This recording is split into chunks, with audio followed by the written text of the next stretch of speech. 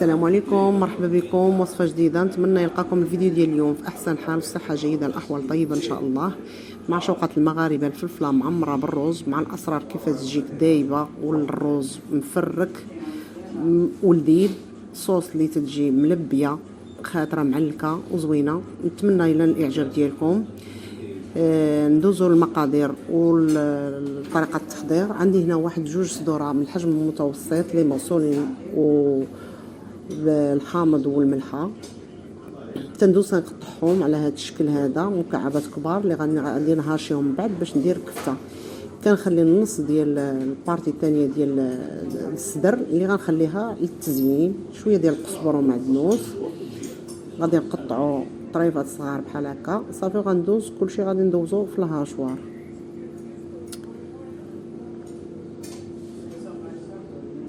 غادي نتبل الكفته ديالي هنا باش تجيني العمليه سهله. صافي كندير شويه ديال التوابل ديال الدجاج، شويه ديال البزار، شويه ديال التحميره، ثومه بودره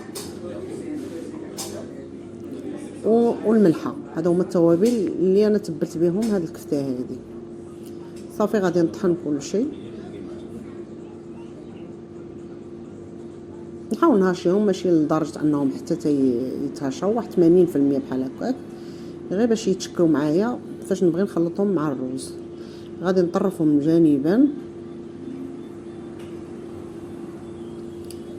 صافي غادي ندوز، عندي واحد 2 بسطات من حجم متوسط، 2 فصوصه ديال الثوم. غادي نطحنهم هادو اللوازم باش غادي نحضر هذيك لاصوص ديالي. صافي جهزتهم. بالنسبه لاصوص طوماط غادي نستعمل انا لي طوماط سوغيز، تقدروا تعوضوهم بالمطيشه العاديه، 3 الحبات ديال الطماطم. صافي بالنسبه للفلفله عندي هنا 3 الحبات ديال الفلفله، استعملت 3 خضرين و2 حمرين. المهم تستعملوا متوفر، تقدروا ديروا فلافل الوان حتى هما. غنقطعهم بهذا الشكل هذا، غنخلي لهم هذاك الشابو. صافي ونزول الزريعه، عمليه اللي هي سهله. نحاولش نخلي واحد المساحه هكا ما بين الشابو وما نقطعهاش على الحد. صافي غنستمر بنفس الطريقه حتى نوجد كاع الفلفله ديالي.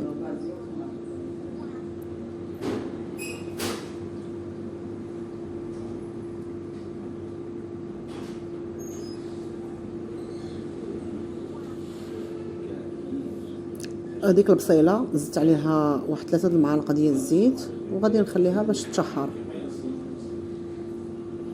البصله هنا كانت مخلطه عندي مع الثومه في واحد الكاسرونه واحده اخرى. صافي غادي ندوز باش غادي نسلق الرز. غادي ندير واحد شويه ديال الزيت هنا، تنقلي على طريقه ديال المطاعم. تنقلي الرز، درت قياس واحد الكاس ديال العنبه، ندير ليه شويه ديال الملحه وشويه ديال الثومه بودره، وغنخليه حتى يتقلى حتى تيبدا يتبدل ليا اللون ديالو. صافي وغادي ندير ليه الماء.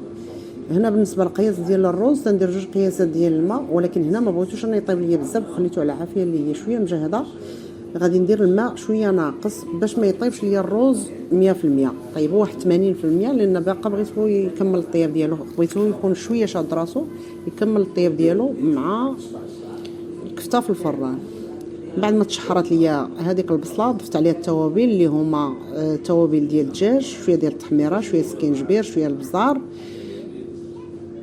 شويه ديال الخرقوم والملحه. ضفت لهم واحد الضامه ديال البنه ديال الدجاج، كتضيف ليه واحد التعليكه، واحد اللذه اللي هي زوينه اختياريه. اللي ما بغاش يدير الملحه الكافيه، انا درت قللت شويه الملحه باش نضيف هذيك الضامه. صافي من بعد ما عقدت لي شويه ديك لاصوص، زدت عليها 2 ديال المعالق ديال الطوماط كونسونطري اولا معجون الطماطم. من بعد غادي نزيد واحد شويه ديال صلصه الطماطم تتكون جاهزه وواحد الكويس ديال الماء. صافي غنخلي لاصوص ديالي طيب.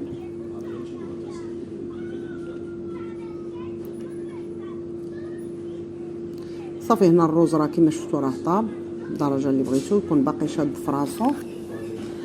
ضفت هنا واحد المكعب ديال الزبده، كيزيد ليا واحد اللذه، واحد اللذه كيضيفها لنا للطبق ديالنا وتيدير لنا لابريونس في هذيك لاصوص.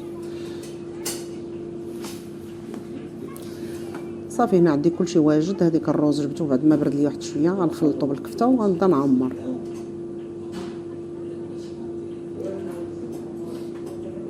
نحاول نخلط هذوك الروز مع الكفته. نحاول تكون الكميه ديال الروز ماشي كثيره بزاف، يعني يكون يا اما الكميات بجوج متساويين ما بين الكفته والروز، او لا العكس، او لا الكفته زايده شويه على الروز، هكا باش يجي الطبق ديالي لذيذ. هنا جبت واحد الكميله اللي غادي تدخل الفران. غندير هذيك لاصوص، نضيف لها واحد شويه ديال الماء ونطرفها جانبا صافي، وغنبدا نعمر هذيك الكفته ديالي. غنبدا نعمر الفلفله كما راكم شايفين، ما تنعمرش الاخر، ما ندكسوهاش بزاف، يعني نخلي واحد شويه فين المساحه فين يقدر يتنفخ ليا هذاك الروز. صافي كما راكم شايفين هكا كنخلي واحد شويه ديال الفراغ باش كي يتنفخ الروز صافي تجيني الفلفله عامره، ما كتخرجش هذيك الحشوه، صافي تجي على قد الفلفله.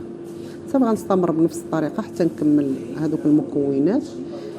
هنا صافي صفتهم هنا في اللاطه، انا تبتهم بهذوك العويدات ديال الشوا هكا، لان عندي القاع ديالهم ماشي متساوي، يعني باش ما يطيحوش. بابي كويسون، بابي الومنيوم، ندخلوا على فران اللي كيكون مسخن من قبل 180 درجه من الفوق ومن التحت.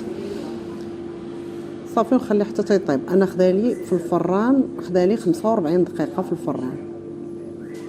المهم نتوما مره كتفوت نص ساعه تحلوا عليه وتشوفوا تتجي دايبه كما راكم شايفين، دايبه زبده، والحشوه ما كتخرجش، كتجي مفركه، الروز كيجي مفرك مع ديك الكفته. يا سلام، لاصوص معلكه كما راكم شايفين، فيها واحد لابريونس وواحد اللذه، واحد الريحه ما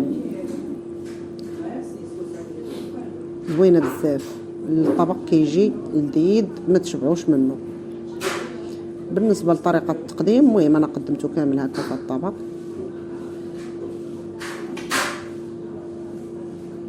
كندير هذيك لاصوص هكا من الجنب، وغادي نزين بهذوك